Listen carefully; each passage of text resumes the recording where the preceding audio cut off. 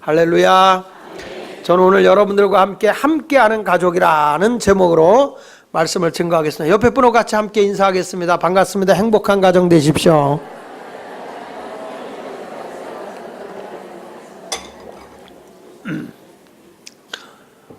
2013년도 5월은 가정의 달이었습니다. 오늘 가정의 달 마지막 주일을 지키고 있습니다. 그래서 오늘 저는 함께하는 가족이라고 하는 제목을 잡아서 함께 말씀을 증거합니다. 여러분, 이 요셉이 자란 이 가정은요, 쉽게 말하면 콩가루 가정입니다.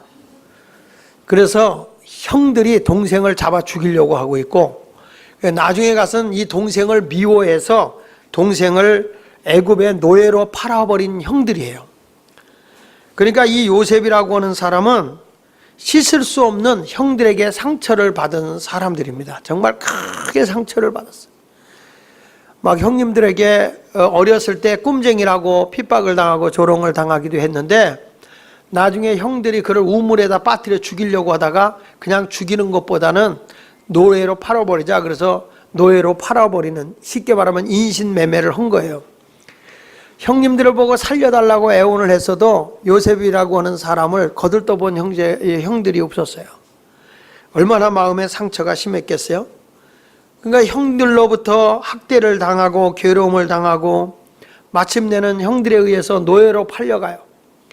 그래 보디발의 가정에 가서 말할 수 없는 정말 고생을 하다가 이제 살만한데 또 그 여자가 간통죄라고 하는 죄를 뒤집어 씌워서 감옥에까지 갇히는, 정말 인간으로서 헤아릴 수 없는 고생이란 고생은 다 한 사람이 바로 요셉이죠.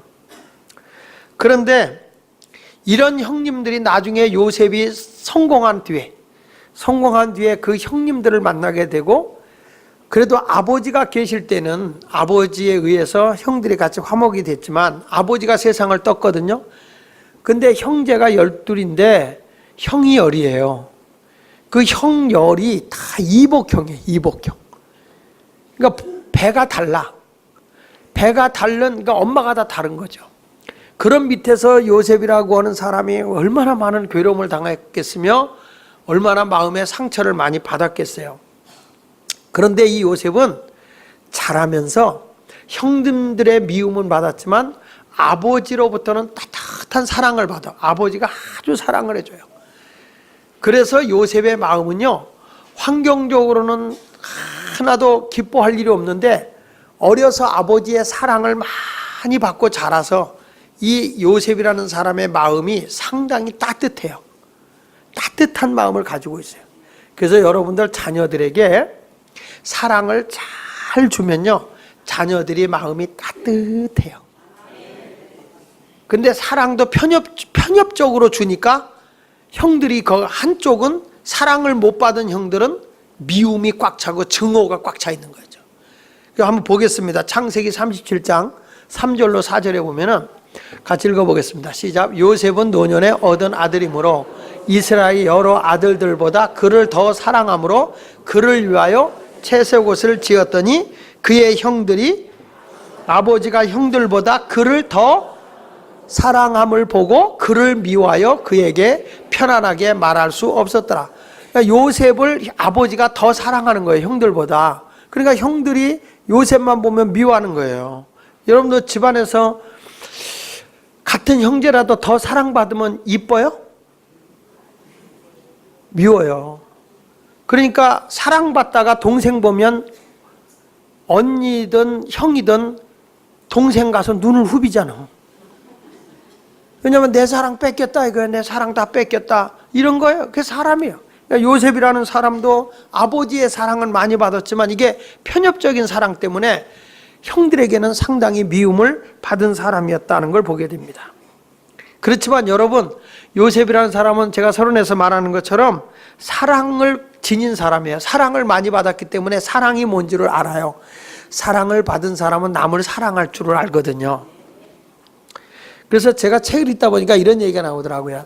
이 아버지가 내면적으로 상당히 강하게 가정을 잘 화목하게 이끌고 대화가 있는 가정은 딸들이 굉장히 여성스러워진대요. 딸들이 아버지가 내면적으로 상당히 강하고 그리고 대화가 이루어져요. 강하다고 하는 거는 윽박지르는 걸 얘기하는 거 아니야. 그거는 내면적으로 약하니까 힘으로 이기려고 하다 보니까 막 언어폭력을 쓰고 머리구덩이를 잡고 때리고 이러는 거지, 내면이 강한 사람은 다 품어내면서 그들과 대화를 해요. 그러니까 그런 아이들은, 여자애들이 굉장히, 딸들이 여성적이고 그 아버지 때문에 자신감을 가지게 되고 마음의 평안함이 온다는 거예요. 근데 내면이 강한 아버지가 아닐 때에는, 특별히 남자애들도, 사내 아들은 굉장히 불안해하고요, 이 말할 수 없는 압박감을 자기가 겪는데요. 왜 그러냐면은 아버지가 너무 연약해 보이니까, 이 세상에서 내가, 남자애가 가장으로서 우리 가정을 지켜야 된다, 그런 것 때문에 압박감이 굉장히 강해서 뭐든지 아버지보다 내가 더 잘하고 있다는 것을 보여줘야만 내가 아버지보다 강하다는 인상을 주기 때문에 그렇게 살려고 애들이 노력을 한대. 그래서 아이들이, 남자애들은 아버지가 약할 때 얘들이 굉장히 불안해하고 억압을 받고, 그리고 굉장히 자신감을 잃어버리고 살아간대요. 그렇지만 아버지가 강한 마음을 가지고 내면이 강하고 사랑을 줄 줄 아는 남성적인 아버지가 되면 애들은, 여자애들은 아빠를 의지하다 보니까 더 여성스러워진다는 거예요. 또 아내는 또 상당히 여성스럽게 가정 살림을 한대요. 그러니까 여자가 좀 굉장히 야성이 강하고 그 남성화 된다고 할 때는, 이 남자가 외적으로는 강하고 막 윽박지는 것이지만 내면적으로는 굉장히 연약한 사람이라는 거예요. 그러니까 내 아내가 굉장히 남성화된다 할 때는 남자가 먼저 자기를 돌아봐야 돼요. 우리 딸애가 굉장히 여성스럽지 못하다, 이건 아버지가 자식에게 미쳐진 영향이 그렇게 강하지 못하다는 거예요, 내면적으로. 그래서 여러분, 우리가 이 내면적으로 강한 사람들은 모든 것에 안정감을 주거든요. 성경에서 그 강함을 가진 사람이 누구냐면 여호수아예요. 여호수아에게 하나님이 뭐라고 하니, 강하고 담대하라고 가르칩니다. 강하고 담대하라. 따라합시다. 강하고 담대하라. 이게 상당히 강하고 담대하라고 강조를 해요. 근데 여호수아는 정말 강하고 담대한 사람이에요. 얼마나 강하고 담대하냐, 내면적으로 굉장히 강한 사람이 되다 보니까 백성을 이끌고 하나님이 원하시는 적과 끓이는 가나안 땅까지 인도하고 가요. 가는 도중에 많은 아픔도 있고 어려움도 있어요. 실패한 적도 있고요. 아이성을 정복하러 가다가 아이성에서 패배해요. 근데 하나님이 가라고 그러는데 패배하거든요. 그럼에도 하나님이 뭐란가, 여호수아에게 내가 너와 함께 하니까 너는 강하라는 거예요. 그러니까 내면적으로 이 여호수아가 굉장히 마음이 강한 거죠. 그러다 보니까 여호수아는 어떤 일이 있어도 굉장히 진취적이에요. 그래서 백성들이 여호수아를 믿고 따라가는 거예요. 모세하고 여호수아의 다른 점이 뭐냐면, 모세는 상당히 안정적인 사람이에요. 그러니까 모험심이 없어요. 그래서 모세는 실질적으로 지도자로 세워지긴 했지만 그분은 좀 강함이 좀 약해요. 그래서 하나님이 모든 걸 다 만들어줘야만 움직이는 사람이 모세예요. 홍해도 하나님이 다 갈라주고 길바닥도 말려주니까 가라 그래야 가는 거예요. 구름 기둥으로 덮어주고 불 기둥으로 인도를 해야 움직이는 사람이 모세예요. 저는 그래서 성경을 보면서 위대한 지도자 가운데 훌륭한 사람이 누구냐면, 내가 좋아하는 사람은 여호수아예요. 모세는 다 이루어진 것만 쫓아가요. 보세요. 그가 이스라엘 백성이 이끌고 가다가 바란 광야에 와요. 근데 하나님이 저에게 약속해 준 게 뭐냐면, 적과 꿀이 가나안 땅을 주겠다고 그랬거든요. 그걸 보고 가야 되는데, 이게 내면이 강하지 않으면 가다가 두려움이 생긴다고요. 그러니까 모세는 따로 떨어져 어렸을 때 엄마 젖만 먹고 컸잖아요. 버림받아가지고. 그러니까 모세가 강함이 없어요. 그래서 어떤 일이 뭐냐면, 바란 광야에 가더니, 야, 아무리 생각해봐도 적과 꿀이 흐르는 땅이 가나안이라고 하는데, 정말 그 땅이 적과 꿀이 흐르는지, 그 땅에 정말 먹을 것이 풍요로운지, 그 12명의 정탐꾼을 세워서 거기를 보낸다고요. 여러분, 거기까지 와서 정탐꾼을 보내야 할 이유가 뭐 있겠어? 그러면 거기서 그런 땅이 아니었다 그러면 돌아갈게요? 이 심각한 문제거든요. 그런데 가야 돼. 그 땅까지 가야 돼. 하나님이 가라 그랬으면 가야 되는데 모세는 봐야 돼. 봐야 돼. 그 12명의 정탐꾼을 보냈는데 12명의 정탐꾼 가운데 10명이 갔다 와서 보고를 하는데 정말 그 땅은 젖과 꿀이 흐르더라. 그 땅은 정말 포도 한 송이도 두 사람이 메고 갈 정도더라. 너무 좋다. 그런데 그들의 사람들이 키가 장대더라. 장대. 너무 크더라. 우리는 저들과 싸워서 이길 수가 없어. 그 땅은 정말 좋은 땅인데 우리는 저들에 비하면 우리는 피렘이야. 쉽게 말해서 메뚜기 떼요. 메뚜기 떼. 그러니까 우리는 그걸 정복할 수 없다. 그리고 절망적인 언어를 쓰지요. 모세가 상당히 소심한 사람이니까 거기서 이제 망설이게 되고 백성들은 막 원망하는 거예요. 그런데 그 당시에 지도자인 여호수아와 갈렙은 아니다. 저들은 보호자가 없어. 우리의 보호자는 하나님이다. 하나님이 우리와 함께한다. 지금이라도 가면 저들은 우리의 먹잇감이다. 지금이라도 올라가서 밥 먹든 먹어버리자. 그러니까 10명의 정탐꾼의 말을 들었던 백성들이 돌을 들어 때려 죽이려고 그러죠. 결국에 모세는요, 가나안 땅을 정복 못해요. 근데 그 가나안 땅을 정복한 사람이 누구예요? 여호수아예요. 여호수아는 하나님이 함께함을 믿고요, 요단강이 막 흘러가는데 거기 건너가. 모세처럼 갈라놓은 것도 아니야. 빠져 죽을 수도 있어. 근데 하나님이 건너가라으니 건너가자. 그러고 발을 내디뎌. 그러니까 물이 멈춰버려. 물이 발목까지밖에 안 찼다는 거예요. 그래서 그 요단강을 건너고 나니까 기적을 본 거예요. 기적을 보고 나니까 온 이스라엘 백성들이 야, 정말 여호수아에게 하나님이 함께한다. 우린 당신을 믿고 따르겠습니다. 리더십이 세워졌어요. 그래가지고 전체가 여호수아를 따라가고 결국에 가나안 땅을 정복합니다. 교회도 보면요, 어떤 사람은요, 모든 게 완벽하게 다 갖춰놔야 움직이려고 하는 사람이 있어요. 또 이런 분이 있어요. 나 같은 사람은 될 줄 믿고 가는 거예요.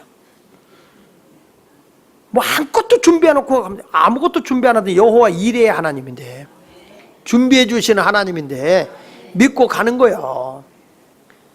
그러니까 여러분, 역사적으로 보면 이 캐톨릭계에 있는 분들은 안정된 직업을 많이 찾아간다는 겁니다. 안정된, 보수적이기 때문에 안정된 거, 공무원이라든지 그런 어떤 선생님이라든지 이런 안정된 직업을 주로 찾고요.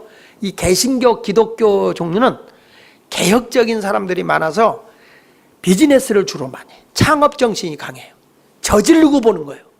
역사심을 믿습니다 하면서 그냥 진취적으로 나가는 거예요. 그런데 여러분, 세상을 새롭게 바꾸고 변화시키는 것은 그렇게 모험적이고 진취적인 사람이 가는 거예요. 그러니까 여호수아는 그냥 믿고 가는 거예요. 여리고 성을 어떻게 무너뜨리냐. 하나님이 하루 한 바퀴 돌고 마지막 날 7바퀴 돌아라. 그리고 무너졌다고 외쳐라. 그러니까 여호수아는 그대로 하는 거예요. 그러니까 안에서도 다 미친놈이라는 거예요. 아니, 이 두께가 이게 7m, 7m, 두 개 벽으로 14m야. 14m 두께가 돈다고 무너지냐? 대포로 쏴도 안 무너질 판에. 허다못해 통나무 갖다가 쿵쿵 무너뜨린 저지. 저게 뭐 하는 짓이야? 여호수아는 돌아. 그것도 여호수아 혼자 도는 게 아니야. 전 백성 200만이 같이 도는 거예요. 아멘 할머니는 참 복이 있을지어다. 여리고 성을 다 200만이 도는 거야. 왜 아멘들 안 해? 이게요, 남의 얘기니까 쉬운 거예요. 남의 얘기니까 그게 좋아 보이는 거예요. 여러분, 우리 교인들 보고 여기 매일 한 바퀴씩 돌고 마지막 7바퀴 돌고 이 지역에 막 무너졌다, 뭐 우상이 무너졌다 외치자. 몇 명이나 나오겠어? 몇 명이나. 남의니까 이게 쉬워 보이는 거예요. 우리 허자로만 안 하잖아. 내가 지난번에 여기 해피사랑방 자원봉사자 접수하고 물질로 하든지 해라. 10명도 안 나와. 10명도. 기절 초풍 먹었어. 그러니까 우리가 뭐 봉사해야 됩니다. 이웃 사랑해야 됩니다. 마을이 교회, 교회가 마을. 그렇게 기도해도 우리가 가서 뛰자 그러면은 전부 다 바라만 보고 있지. 그런 거예요. 여호수아는 가자. 그냥 민족과 가족을, 결국에는 이 여호수아가 이스라엘 민족과 가족을 번성시키고 젖과 꿀이 가나안 땅으로 인도한 겁니다. 그러니까 여러분들도 내 마음의 환경을 보지 말고 하나님이 나와 함께 하시면 능히 이룰 수 있다는 담대함을 가지고 나가야 되는 거예요. 그 반면에 르호보암이라는 사람이 있어요. 솔로몬의 아들 르호보암이에요. 르호보암은 상당히 마음이 여려. 그러니까 자기의 여림을 나타내지 않기 위해서 굉장히 외적으로는 파괴적이고 공격적으로 바뀌어버려요. 김정은이하고 비슷해요. 김정은이가 자기가 아직 힘이 없어요. 마음에 실세가 없어요. 그러니까 자꾸 전쟁한다. 근데 외국에서 난리쳐도 우리나라는 전혀 구호물자도 안 사. 비상식량도 안 사. 왜? 너 같은 거 우습다 이거지. 똥개야 짖어라 기차는 달린다 그거죠. 진짜 무서운 개는요, 말하지 않고 짖지 않는 개가 무섭습니다. 딱 집에 왔을 때 눈동자만 굴리고 턱을 땅에 딱 대고 이렇게 눈동자만 굴리는 그 개가 무서운 거예요. 이건 집에 가면 조그만 삽살개 아이고 정말. 그러다가 또 막 오다가 이게 그러면 또 뒤로 물러갔다 이래. 그래가지고 가만히 앉아서 돌멩이 짚는 척하면 깨갱 그리고 도망가요. 진짜 무서운 거는요, 이 짖지 않는 개 갖다가 자기 주인의 물건에 손대잖아. 그때 왕 하고 달려들 때 사람의 목을 물어서 죽인다고요. 그러니까 어느 집에 갔을 때 짖는 개가 있거들랑 별거 아니라고 그러고 걷어차버려 그거는. 근데 진짜 무서운 거 짖지도 않고 턱 대고 그 보고 있거들랑 무서운 게 왔구나 이런 생각을 하고 있어야 돼. 그러니까 르호보암이 그런 거예요. 솔로몬 왕의 아들이 르호보암인데 솔로몬이 너무 궁궐을 크게 짓고 그 다음에 그 성전을 크게 짓는 바람에 백성들의 정말 허리가 휘졌거든요. 그래가지고 나중에 솔로몬 왕이 끝냈을 때 르호보암한테 가서 원로들과 그리고 그 신복들이 가서 이런 얘기를 합니다. 당신이 백성들에게 이제 편안함을 주고 너무 그렇게 옥죄지 않으면 우리가 당신을 도와서 이스라엘의 왕으로 높이겠습니다라고 얘기를 해요. 그러니까 이때에 르호보암이 알았다. 그래놓고 자기와 가까이 지내는 젊은 애들하고 만나서 이런 얘기가 있는데 어떻게 할까 그랬더니 아마 이 사람들이 뭐라고 했냐면 야야 너 얕잡아 보고 어른들이라고 얕잡아 보고 그러나 봐. 더 아버지보다 강성하게 나가 그런 거예요. 강경파야 너는. 그래가지고 그때부터 이렇게 나가잖아요. 열왕기상 12장 14절에 보니까 이렇게 말합니다. 자 시작. 어린 사람들의 자문을 따라 그들에게 말하 이르되 내 아버지는 너희의 멍에를 무겁게 하였으나 나는 너희 멍에를 더욱 무겁게 할지라. 내 아버지는 채찍으로 너희를 징계하였으나 나는 정갈 채찍으로 너희를 징치하리라. 그러니까 더 폭력 정치를 하겠다는 거예요. 억압 정치를 하겠다는 거예요. 그래서 나라가 둘로 갈라집니다. 하나는 북이스라엘, 한 남이스라엘. 북이스라엘은 여로보암을 중심으로 나라가 세워지죠. 자 보십시오. 내면이 강한 여호수아는 나라를 부강하게 이끌고 민족을 번성하게 해요. 그리고 여호수아가 뭐라냐면 여호수아 마지막 장에 가서 이래. 나와 내 집은 여호와만 섬기겠노라 그래요. 왜? 하나님을 섬기는 데가 흥황하니까요. 그래서 여호수아는 가정도 번성하게 하고 국가와 민족을 부강하게 한 사람이 여호수아예요. 그 반면에 르호보암은 나라를 둘로 갈라지게 하고 그리고 그 자자손손이 악을 행해서 몰락하는 가정이 되고 말아요. 자, 사랑하는 여러분, 오늘 요셉이라고 하는 사람은 어떤 사람입니까? 그 사람은 내면이 무척 강한 사람이에요. 무슨 상처를 입었다고 해서 그것 때문에 뭐 이렇게 약호가 죽는다든지 남을 뭐 죽이려고 대든다든지 이런 사람이 아니라 하나님이 나와 함께 하시는 걸 믿기 때문에 오히려 그런 사람도 선대하고 사랑하고 용서할 수 있는 사람으로 바뀌어지는 거예요. 여러분 모두도 가족을요, 우리 가족에 와서 시댁 식구가 이렇게 뭐 형제간에 의가 상하고 이렇게 갈라져 있다든지 또 친정 식구끼리도 이렇게 의가 갈라져 있다고 그러면 나는 여러분들이 요셉과 같은 내면이 강한 사람이 되어서 가정을 하나 되게 하는 가정이 됐으면 좋겠어요. 그래서 함께하는 가족이라는 제목의 말씀을 증거하는 겁니다. 그럼 우리가 가족이 함께 하려면 어떻게 해야 되느냐? 요셉과 같이 살아야 되는데 첫째로 요셉은 어떤 사람이었냐? 따라서 용서의 사람이었다. 자, 아버지가 죽고 나서 형들이 겁나는 거죠. 왜냐하면 동생을 갖다가 팔아버리고 죽이려고까지 했었으니까 야, 이거 아버지가 있을 때는 우리를 보호해 줬는데 틀림없이 저 요셉이 막강한 권력을 가지고 우리를 다 죽이고 우리 애들까지 다 죽일까 봐 겁난다. 그랬을 때 이런 말이에요. 15절 같이 읽어보겠습니다. 15절 시작. 요셉의 형제들이 그들의 아버지가 죽었음을 보고 말하되 요셉이 혹시 우리를 미워하여 우리가 그에게 행한 모든 악을 다 갚지는 아니할까 하고, 그러니까 요셉의 형제들이 요셉에게 상처를 준 사람들이잖아요. 근데 지금은 뭘 받고 있어? 자기가 상처를 받고 있는 거예요. 저가 힘을 얻고 나서 우리가 저를 미워했기 때문에 저가 우리를 미워해서 죽일 것이다. 이런 두려움 속에 사는 거예요. 그래서 여러분 알아야 됩니다. 남에게 상처를 주는 사람이요, 상처를 더 받는 거예요. 내가 누구를 막 미워해서 그 사람에게 막 증오하고 악담을 퍼부었어요. 그 사람은 물론 상처를 입죠. 그런데 상처를 주는 사람이 상처를 더 받아요.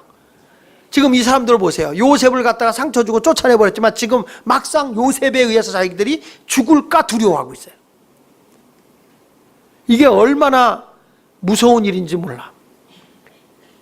제가 설교할 때마다 그런 얘기하는 거예요. 너 나쁘다라고 할 땐 손가락 하나가 그 사람을 가리키지만 세 손가락은 날 가리킨다고. 내가 더 상처를 받는 거예요. 이 바울이라고 하는 사람이 예수 믿는 사람을 잡아 죽이고 예수 믿는 사람 감옥에다 가둬놓고 그러잖아요. 그거 할 때 다메섹에서 예수님이 그를 만나서 뭐라고 그러십니까? 요셉아 요셉아 네가 가시채를 뒷발로 걷어차기가 내게 고통이라 그랬어요. 그 말은 무슨 얘기입니까? 예수 믿는 사람을 괴롭히는 것이 너에게 더 큰 상처라는 거예요. 마치 가시채를 걷어차는 것과 같은 고통이라는 거예요. 여러분, 남에게 나쁜 행동을 하는 것이요, 그 사람에게 골탕 먹이는 것 같은데 실질적으로는 내게 상처의 데미지가 더 크게 오는 거예요. 그러니까 남을 용서하고 이해하고 하는 사람이 오히려 마음이 상처가 없는 겁니다. 그러니까 요셉 좀 보세요. 우리를 용서해달라 그러니까 그가 뭐라는 거 아니? 요셉이 그들에게 두려워하지 말라는 거예요. 자, 이렇게 얘기합니다. 그는 뭐랬는지 아세요? 형님들이 나를 해하려고 했어도 절대 형님들이 한 게 아니라는 거예요. 하나님이 나를 간섭하고 인도했다는 거예요. 자, 보세요. 시작. 요셉이 그들에게 이르되 두려워하지 마소. 내가 하나님께 대신하리까? 뭐 하나님을 대신하리까? 뭐죠? 내가 지금 이렇게 고생하고 종으로 팔려가고 한 이 모든 것들은 형님들이 한 게 아니에요. 하나님이 하신 일이에요. 하나님이 나를 통해서 이렇게 나를 세워서 우리 백성을 다 구원하고자 한 하나님의 계획이셨어요. 형님들의 계획이 아니에요. 나 형님들 미워하지 않아요. 하나님의 계획이세요. 그렇습니다. 여러분, 세상의 모든 사람이 나를 다 포기해도 하나님이 나를 포기하지 않으면 우리는 얼마든지 할 수 있어요. 그러니까 우리가 강하게 살 수 있는 건 뭡니까? 하나님이 나와 함께하기 때문인 줄로 믿습니다. 요셉 보세요. 보디발의 가정에 노예로 팔려가도 실망하지 않잖아요. 얼굴에 증오심을 갖지 않잖아요. 오히려 열심히 살잖아요. 그러니까 가정 총리가 됩니다. 여러분 보십시오. 옆 사람 얼굴 한번 보세요. 얼굴에요, 항상 얼굴에 살벌한 사람이 있어요. 살벌한 사람. 항상 얼굴에 분노가 있는 사람이 있어요. 왜냐하면 나는 해를 입었다, 나는 누구한테 당했다, 이런 피해의식을 가지고 있는 사람들을 보면 얼굴 자체가 편안한 마음이 없어요. 다 늑대 사춘이야. 그래가지고 이런 사람 뭐 딱 끝나면 그냥 팍 하고 공격적으로 나와버려요.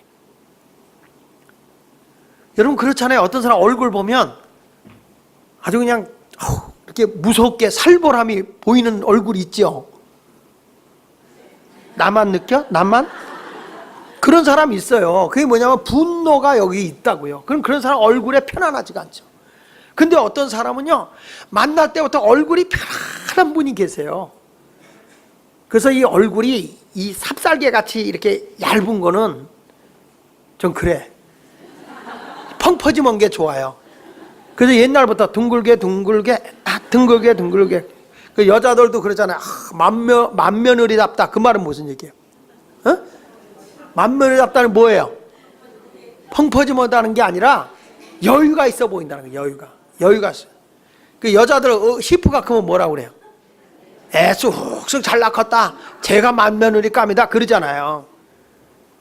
그러니까 이런 모든 것들이 사람들이 여유 있는 걸 원하거든요. 여유가 없으면 막 얼굴에서부터 벌써 이 분노나 혈기가 얼굴에 배어 있어요. 편안하지가 않아요. 얼굴을 봐도. 여러분 누구를 이렇게 만나면 얼굴이 편안한 분 있잖아요. 그렇죠? 근데 어떤 사람 이렇게 딱 보면 아 보고 싶지 않아 이런 분 있어요. 한번 옆 사람 얼굴 보세요. 다음에 그 옆에 앉고 싶은 거 한번 보세요. 이런 모습이에요.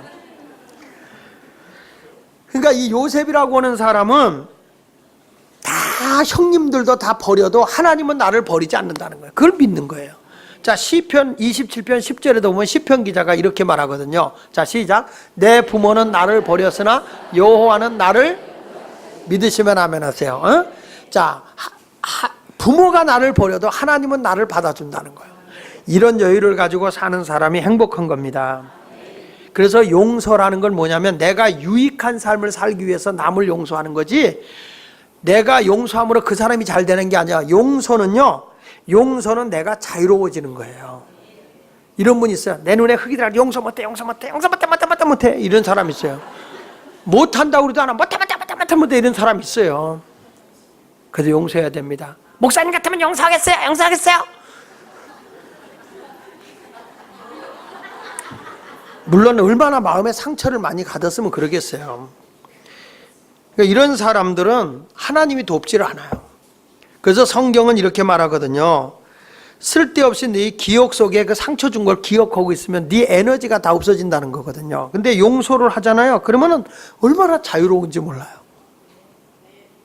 여러분 보세요. 용서하지 못한 사람 오면 가슴이 괜히 벌렁벌렁 뛰어요. 저 왼수는 또 왜 여기 이린다고요. 그래서 막 심장이 뛰어요. 근데 용서된 사람은 오래간만이야 이렇게 자연스럽게 만나요. 그래서 성경은 마태복음 6장 14절 15절에 보면은 너희가 사람의 잘못을 용서하면 너희 하늘 아버지께서 너희 잘못을 용서하시려니와 너희가 사람의 잘못을 용서하지 아니하면 너희 아버지께서 너희 잘못을 용서하지 않는다는 거야. 그러니까 내가 용서를 하면 하나님도 나를 용서하는데 내가 용서하지 않으면 하나님도 나를 용서하지. 그게 얼마나 힘들겠어요. 그래서 성경은 어느 정도 내가 용서해야 되느냐. 누가복음 17장 4절에 보니까 만일 다 같이 읽어보세요. 만일 하루에 7번이라도 내게 죄를 짓고 7번 내게 돌아와 내가 회개하노라 하거든 너는 용서하라 하시더라. 여러분 용서를 했어요. 목사님 나 이거 잘못해 용서했어요. 그래 괜찮아요. 1시간 뒤에 또 그 짓을 또 하고 왔어. 목사님 잘못했어요. 미안해요. 예, 다음부터 그랬어요. 그러더니 2시간 뒤에 또 그 짓을 또 하고 왔어. 목사님 미안해요. 뭐라고 그러겠어요? 놀리는 겁니까? 지금 3번째예요. 3번째. 성경은 몇 번 용서라고? 며칠에? 하루에 7번 잘못하고 7번 잘못했다고 하면 7번 용서하라는 거야. 우리는 몇 번 용서할 수 있겠어요? 아줌마 졸지 말고 이렇게 봐. 몇 번 용서할 수 있어요? 여러분은 몇 번까지 용서할 수 있어요? 하루에? 1번? 3번? 3번? 내가요 어떤 사람 용서해서 이게 몇 번째입니까? 벌써 이게 몇 번째예요? 이렇게 얘기하는 거는 용서를 안 한 겁니다. 용서를 한 자체는 숫자가 없어야 돼요. 카운트를 하지 않아야 돼요. 근데 우리는 벌써 3번째야. 벌써 4번째야. 이거는 용서 안 했다는 얘기거든요. 용서했을 때 다 지워진 거거든요. 근데 하루에 7번 같은 죄를 범하고 와도 잘못했다고 하거든 뭐해라? 환장하겠어요. 정말 어려운 거예요. 여러분 무슨 7번은 고사하고 한두 번만 손해를 입혀도 내 눈에 흙이 들어갈 때까지 용서 못한다고 용서 못해 그러잖아요. 근데 그것이 뭐냐, 결국에는 용서가 안 됐을 때 내 마음이 그만큼 상처를 많이 입어요. 근데 요셉이라는 사람 뭐예요? 형님들이 그랬어도 나를 위해서 하나님이 일하십니다. 그래서 나는 형님들을 위해 기도하고 다 용서합니다, 그 얘기예요. 성경에도 보면 마태복음 5장 44절에 이렇게 말하거든요. 자, 시작. 나는 너희에게 이르노니 너희 원수를 사랑하며 너희를 박해하는 자를 위해서 뭐 해줘라? 기도해라. 여러분 원수를 사랑하래요. 아니 같이 사는 사람도 사랑이 안 되는데 원수를 사랑하래요. 너를 박해하는 자를 위해서 기도해 주래요. 근데 그것이 왜 그게 가능해야 되냐면 내가 살기 위해서 그렇게 하라는 거예요. 성경의 마태복음 18장 21절로 35절에 보면요, 이런 얘기가 나와요. 예수님 앞에 베드로가 와서 몇 번이나 사람을 용서해야 됩니까? 했더니 예수님은 한 수도 하루에 7번이나 용서하라, 그게 아니라 70번씩 7번이라도 용서하래. 내가 하루에 70번을 용서해서 7번이라도 7일이라도 용서하라는 거야. 그러니까 그걸 계산하고 있으라는 게 아니라 무한정 용서하라. 쉬워요? 그러면서 비유로 말합니다. 어떤 사람이 1만 달란트 빚을 졌어. 그 주인이 와서 내 빚 갚어 그랬어요. 내가 갚으려고 하는데 도저히 형편이 안 됩니다. 그러니까 뭔가 네 처자식, 그때는 인신매매 할 때니까 처자식이라도 팔아라. 그리고 빚을 갚아라. 그래요. 그러니까 이 사람이 막 떼굴떼굴 굴르며 무릎 꿇고 싹싹 빌면서 살려달라고 울고불고 통곡합니다. 그러니까 너무 불쌍한 거야, 이 사람이. 근데 이 주인이 너무너무 마음이 좋아. 그래서 됐다. 그럼 내가 1만 달란트 안 받을게. 이제부터 잘 살아라. 얼마나 고마웠겠어요. 감사합니다. 그리고 그냥 날아갈 것 같이 집으로 가는데 자기한테 돈을 빌려간 사람을 만났어. 100데나리온. 1만 달란트라고 그랬잖아요. 1달란트가 1000데나리온이에요. 그런데 1만 달란트를 용서받은 사람이 100데나리온을 안 갚았다고. 갚아라. 내가 너 찾아다녔는데 어디 숨었다. 여기 원수도 외나무다라서 만난다더니 잘 만났다. 그런 거예요. 내 형편이 안 돼서 오죽하면 내가 숨어 다녔겠습니까? 용서하십시오. 봐주세요. 내가 어떻게 내 때가 되면 갚을 테니까. 안 돼. 넌 도망가. 그래서 감옥에다 집어넣은 거예요. 그걸 봤어요, 하인들이. 그걸 보고 나서는 1만 달란트를 탕감해준 주인에게 찾아갑니다. 나리, 개나리. 세상에 이런 법이 어디 있습니까? 나리께서 이렇게 어마어마한 액수를 탕감해 준 그 사람이 자기 밑에 있던 사람이 100데나리온 빚졌다고 그거 안 갚는다고 감옥에다 집어넣습니다. 세상에 이럴 수 있습니까? 주인이 화가 났어요. 그놈을 당장 잡아와라. 잡아왔어. 네가 100데나리온을 탕감 못 해줬다면 나도 너를 1만 달란트 탕감해 줄 수 없다. 갚아라. 이렇게 된 거예요. 이게 뭡니까? 1만 달란트를 탕감해 준 분은 우리 하나님을 말하는 거예요. 내가 죄로 있을 때 예수님이 우리 죄값을 위해서 십자가에 죽어가는 피값을 죄값을 다 치르고 그 피값으로 나를 죄에서 용서해 줬어요. 근데 우리는 살다가 나한테 조금 섭섭하게 하고 나에게 조금 손해를 입힌 사람들을 절대로 용서 못한다 한 그 사람을 보고 하는 얘기야. 우리가 주기도문 할 때 우리가 우리의 죄를 용서한 것 같이 아는 대로 대답해 보세요. 우리가 우리의 죄를 용서한 것 같이 우리의 죄를 용서해 주옵소서. 알기는 뚫어지게 잘 알아. 근데 우리는 나한테 요만큼 손해 입힌 사람을 용서 못하고 살아가고 있습니다. 이것이 무엇입니까? 이것은 바로 주님의 용서하심을 받지 못한다는 얘기예요. 그것은 나에게 상처이죠. 그런데 남을 용서해 주잖아요. 주님께서는 우리에게 수치 대신에 보상을 해주고 슬픔 대신에 기쁨을 주는 거예요. 보실까요? 이사야 61장 7절에 보니까 이렇게 말씀합니다. 너희가 수치 대신에 보상을 배나 얻으며 능력 대신에 몫으로 말미암아 즐거워할 것이라. 그리하여 그들의 땅에서 갑절이 났고 영원한 기쁨이 있으리라. 내가 손해보는 것 같아도 남에게 양보하면 하나님이 배로 보상해주고 부끄러움과 능욕 대신에 하나님이 즐거움을 주는데 갑절이나 땅에서 주고 영원한 기쁨을 내게 주겠다는 것이 하나님의 말씀인 거예요. 우리 모두 그런 믿음의 삶을 살아가기를 바랍니다.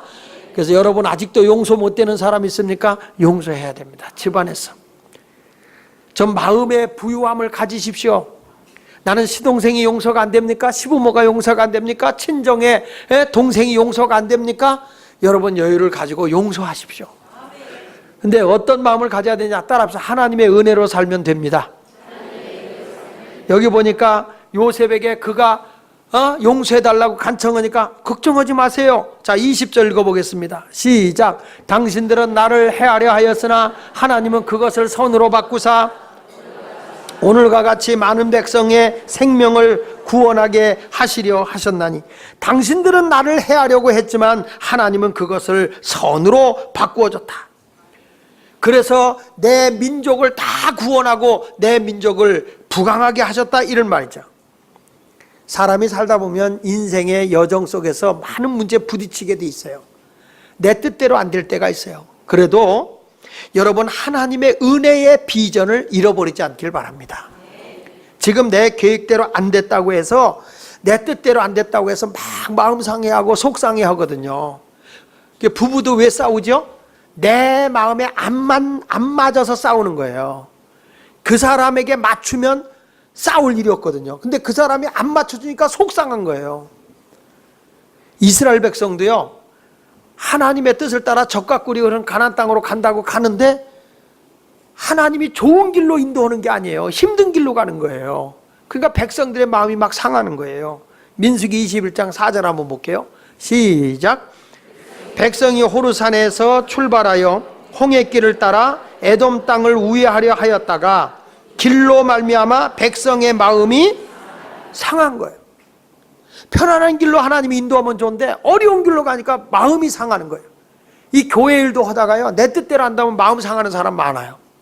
어떤 사람은 이렇게 하다가 자기 생각하고 안 맞으면 마음이 상하는 거예요. 여러분, 하나님이 인도하시면요, 그분께 맡기고 가야 되거든요.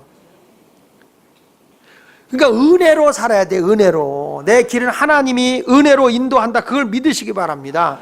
백성들이요, 광야의 길을 걸어가니까 뭐라고 하는지 아세요? 애굽에 있을 때 먹을 것도 많은데 여기 먹을 것도 없네. 여기 물도 없네. 음식이라고 하찮은 것만 있네. 사람들이 앉아서 불평불만만 늘어나는 거예요.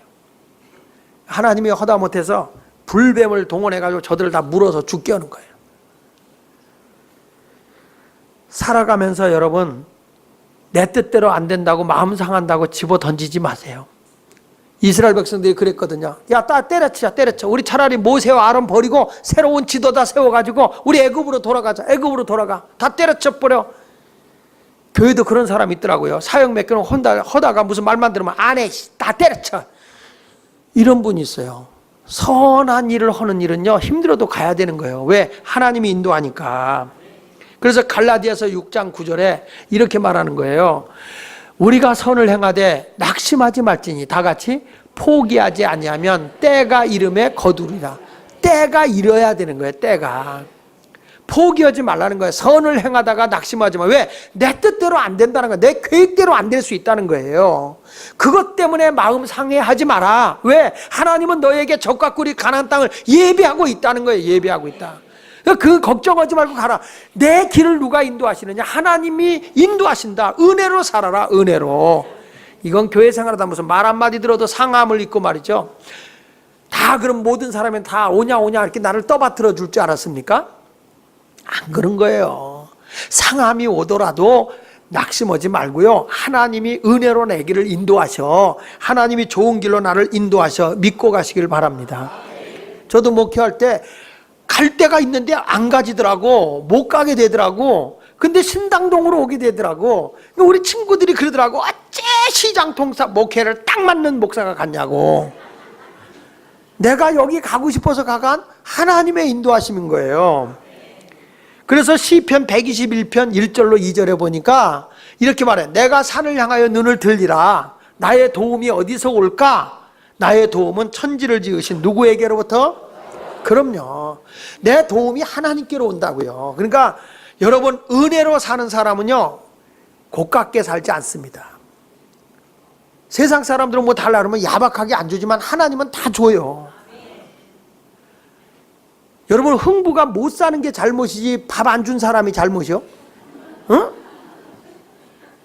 흥부가 못 살 수밖에 없잖아. 애를 얼마나 많이 낳아요.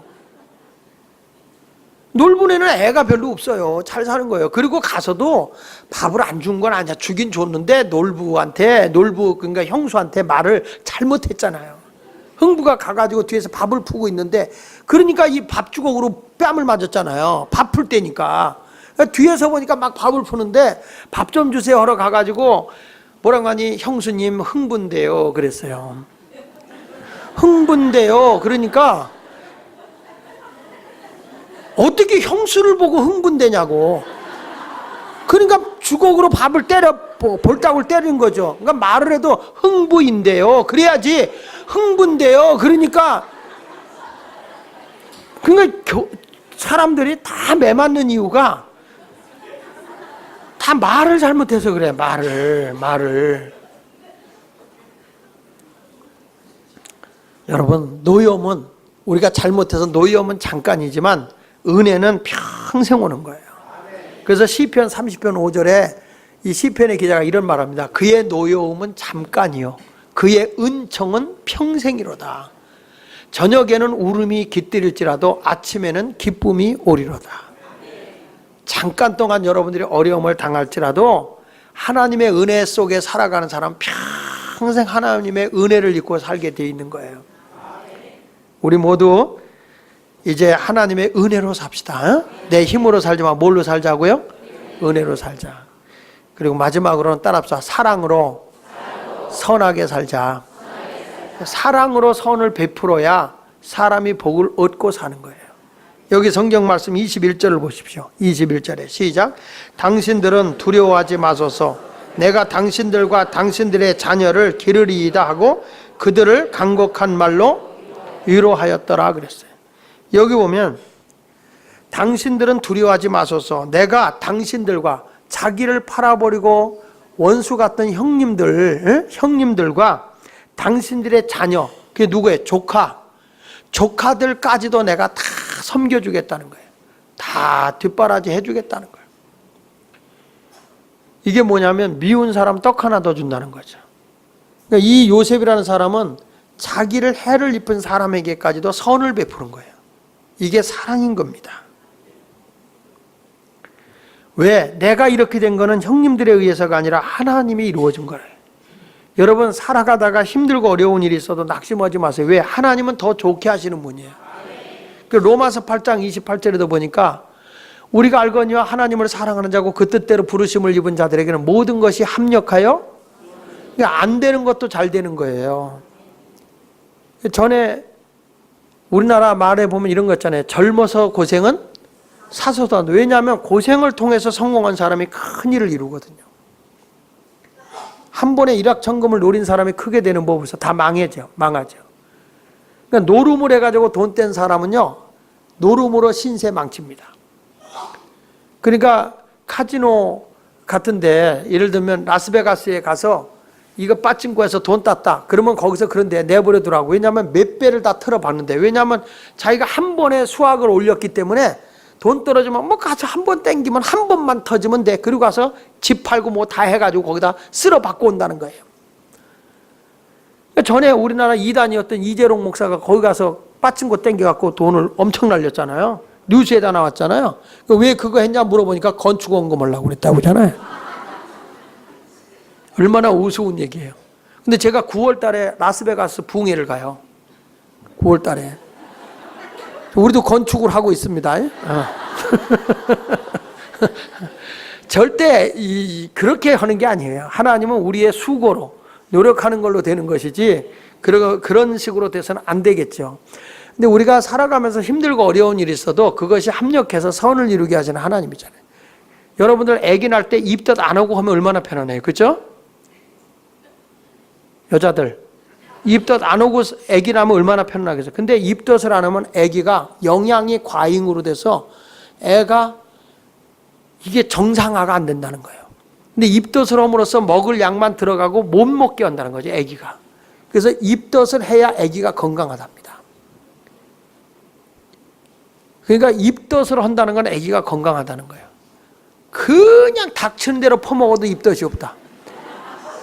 그러면 그 아이 나올 때 뱃속에서부터 워낙 덩치가 커서 엄마 잡아먹어.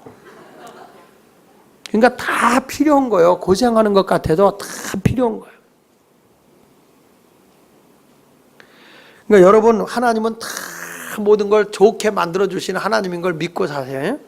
우리나라 사람들 옛날에 그러잖아요. 잘 안 될 때 뒤로 자빠져도 코가 깨진다. 그건 옛날에 신발이 없어서 게다짝 신고 다닐 때 자빠졌는데 다리가 올라가면서 게다짝이 떠요. 떨어지면 그냥 옆으로 떨어지면 괜찮은데 이게 콧장등이를 땅 때린다고. 그러니까 재수가 없는 거지. 그러니까 뒤로 자빠도 코가 깨진다. 그게 안 된다는 말을 그렇게 한 거죠. 요즘에는 코 깨지진 않는데 어떤 분이 새벽 기도 가다가 넘어졌어. 넘어졌는데 얼마나 세게 뒤로 넘어졌는지 뒤통수가 깨진 거예요. 아야 그리고 손을 대보니까 조그만 돌멩이가 베겼더래. 너무 세게 넘어져. 그게 뽑아갖고 보니까 이상하더래. 닦아갖고 보니까 다이아몬드더래. 그래서 예수 믿는 사람은 뒤로 자빠져도 다이아몬드가 베긴다는 거예요.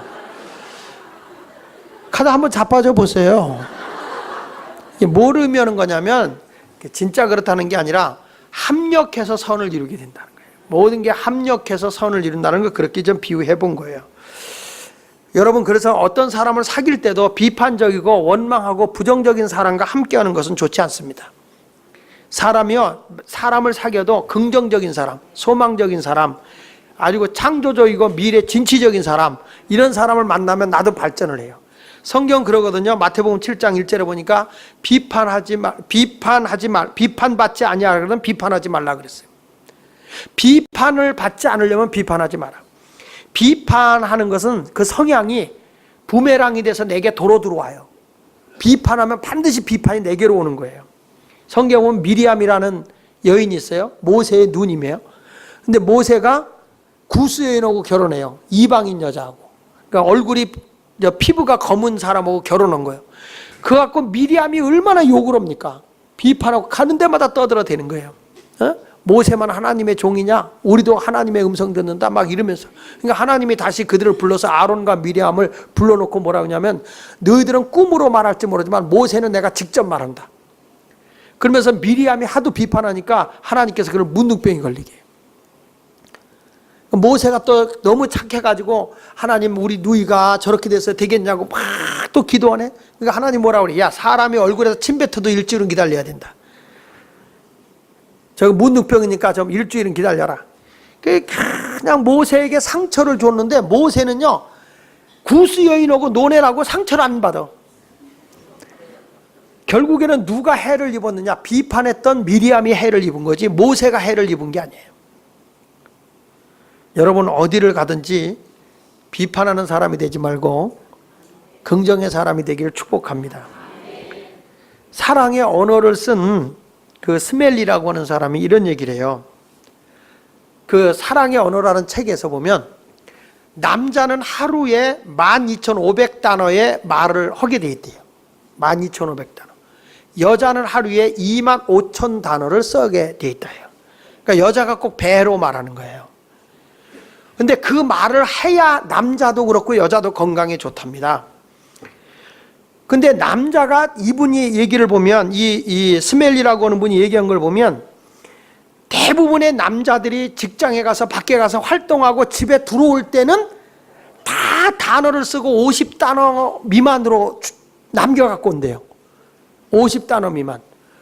그러니까 집에 와서는 할 말이 없는 거 50단어 금방 쓰거든요. 물 줘, 밥 줘, 뭐 이런 거면 그냥 없어지는 거 50단어가. 그러니까 남자는 집에 와서 할 말이 없대요.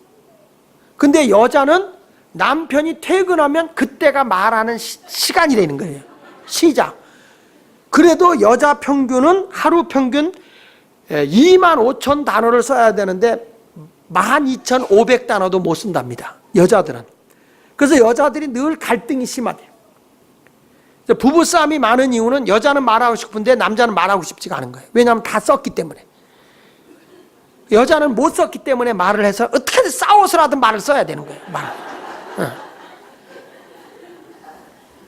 그래서 남녀 차이로 이렇게 생기는 대화의 차이가 있는데 대부분의 남성들의 대화는 이 스멜리가 얘기할 때 이렇게 얘기했어요. 남성의 대화는 사실 대화다. 사실 대화. 이게 무슨 얘기냐면 남자들은 계산적인 걸 좋아한다는 거죠. 그래서 봐도 야구가 어느 팀이 몇 대 몇으로 이겼어? 이걸 묻는다는 거죠. 몇 대 몇으로 이겼냐? 자, 류현진이가 몇 승을 했어? 저 추신수가 지금 타율이 얼마래? 남자들 이런 거 관심 많아요. 여자들 추신수 타율 얼마인지 관심 있어요? 없죠? 없어요. 여자는 그런 거 없어요. 어디가 맛있대? 이건 관심 있어요. 이건 관심 있어요. 여자들은 그런 거에 대한 관심은 있어요. 그러니까 남자는 권투 경기의 승패, 타율, 주식 지표, 주택 가격, 시사 문제, 그러니까 흑백 사고가 분명해요. 이거를 임상적 대화라고 그래요. 사실 대화. 이런 거에 대해서 남자들 관심이 많습니다. 그래서 남자들은 이렇게 TV를 보더라도 뭐 격투기라든지 뭐 운동이라든지 이런 걸 주로 많이 보죠. 그렇죠? 그 반면에 여성들은 가슴의 대화를 한다고 그랬거든요. 이 스멜리라고 하는 사람이 얘기한 걸 보면 가슴의 대화. 그래서 여성들은 사랑의 감정, 그리고 어떤 절망감이 왔을 때 얘기, 그 다음에 기쁨 또는 어떤 때는 그 걱정거리, 이런 얘기들을 많이 한다는 거죠. 그러니까 뭔가 어떤 답도 없는 얘기들을 많이 한다는 거예요. 25,000단어를 써야 되니까. 그러니까 남자들은 계산적인 걸 좋아하고, 그러니까 여자들은 드라마 좋아하죠. 그렇죠? 남자들은 운동을 좋아하고요. 그거 왜 그러냐면 남자는 사실적인 걸, 결판 나는 걸 좋아한다는 거죠. 근데 남자들도 나이가 들면 감성적으로 바뀌어지면서 드라마를 좋아해요. 우리 고금비 장로님이 어느 날 핸드폰을 놓고 이렇게 뭘 하고 있어요. 뭐냐 했더니 삼생이를 보고 있더라고.